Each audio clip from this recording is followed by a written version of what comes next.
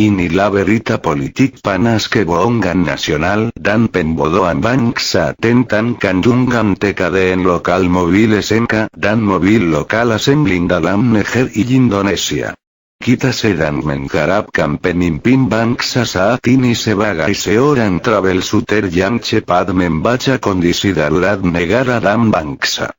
Untuk melangkah mencapai cita-cita kemandirian bangsa sebagai poros maritim dunia dan swasembada pertanian. Semoga tidak hanya sekedar retorika politik pencitraan belaka. Marilah kita ikuti cerita berseri ini. Cerita heboh pembodohan nasional ke-1 adalah sebagai berikut. Bahwa pabrik assembling Toyota Kijang Innova yang modern sudah mampu memberi kandungan lokal mencapai 80%. Tetapi, kenapa mobil SMK berani bohong bahwa SMK dibuat anak-anak STM? Dengan kandungan lokalnya bisa mencapai 90% lebih. Sepertinya berita hebat. Lantas ada apa dengan perilaku mental bangsa ini? Sayang sekali kalau ada pemimpin bangsa saat ini hanya bisa memanfaatkan mobil SMK sebagai pencitraan semata, dan tidak berani memulai membuka kejujuran bangsa ini, bahwa bangsa ini memang tidak mampu bersaing di pasar global. Industri mobil dalam negeri Amerika saja sudah mundur.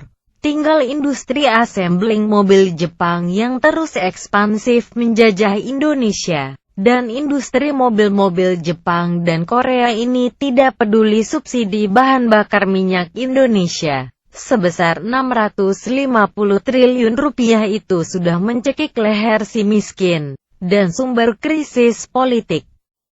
Di negara Cina, mobil sekelas Kijang Innova standar Eropa diekspor seharga 150 juta rupiah. Sedangkan di Indonesia, dijual seharga 275 juta rupiah. Artinya Kijang Innova kita tidak bisa bersaing di pasar global. Terus apa gunanya kebijakan proteksi TKDN Departemen Perindustrian selama 20 tahun? Kalau industri cap TKDN ini tetap tidak bisa bersaing di pasar global dan terus hidup dalam inkubator kebijakan TKDN. Di Saudi Arabia atau di Dubai, harga mobil bekas berkelas Toyota 1300 cc tahun 2010 dijual hanya 50 juta rupiah, sedangkan harga bekas di Indonesia masih di atas 100 juta rupiah akibat kebijakan pajak berganda untuk melindungi industri assembling mobil TKDN dalam negeri.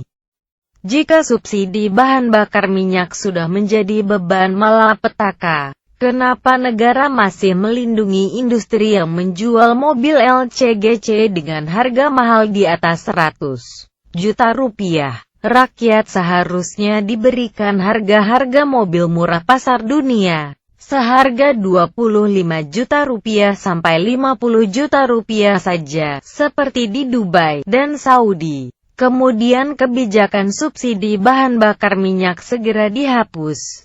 Meskipun di awal tahun 2015 ini, harga minyak dunia sedang turun di bawah $50 per barel, tetapi seluruh dunia sudah tahu kalau semua ini ulah permainan kartel minyak Saudi Arab Amerika. Jadi jangan menjual mimpi harga murah minyak bumi dunia. Harga minyak bumi ini segera akan normal naik lagi di kisaran antara 80 dan $120 per barel. Lihat negara Saudi dan Uni Emirat Arab membiarkan pasar bebas untuk mobil impor. Negara-negara Arab ini cerdas bahwa industri mobil pasti didominasi negara seperti Jepang, Korea, Eropa, dan sekarang Cina. Biarkan raksasa-raksasa kapitalis mobil ini berkelahi, dan kita akan menikmati harga-harga murah dari mobil pasar dunia. Ini sama halnya pertarungan industri telepon seluler Eropa Amerika seperti BlackBerry dan Nokia. Dan akhirnya seluruh dunia bisa menikmati telekomunikasi murah dengan produk HP Cina yang murah, meriah tetapi cukup handal. Seluruh negara-negara raksasa industri dunia termasuk Cina sudah tahu bahwa kebijakan proteksi sekelas cap TKDN ini akan menjadi bumerang mematikan. Kalau produk lokal industri TKDN termasuk jasa konstruksinya ini tidak pernah bisa mempunyai standar internasional ekspor Eropa Amerika, dan tidak bisa bersaing di pasar dunia global. Lebih parah lagi adalah rezim proteksi TKDN Departemen Perindustrian ini dengan segala cara membuat hambatan agar setiap investasi pabrik mobil listrik atau sepeda motor listrik energi terbarukan diharuskan mempunyai kandungan lokal 40%. Dan tidak ada celah kebijakan impor langsung. Padahal program energi terbarukan sudah darurat dan pasar dunia sepeda motor listrik sudah demikian sangat murah dan handal. Akhirnya selama 10 tahun sejak tahun 2005, pengembangan kendaraan energi terbarukan mati suri. Dan seperti memang disengaja dibuat tidak berjalan. Padahal di kota-kota Cina, 100 juta sepeda motor listrik sudah populer. Sementara di Indonesia 80 juta sepeda motor BBM terus menggerus devisa untuk konsumsi dan subsidi. Tentunya piala kebodohan tetap di bumi Nusantara. Program kendaraan energi terbarukan dan penghematan energi minyak bumi jalan di tempat.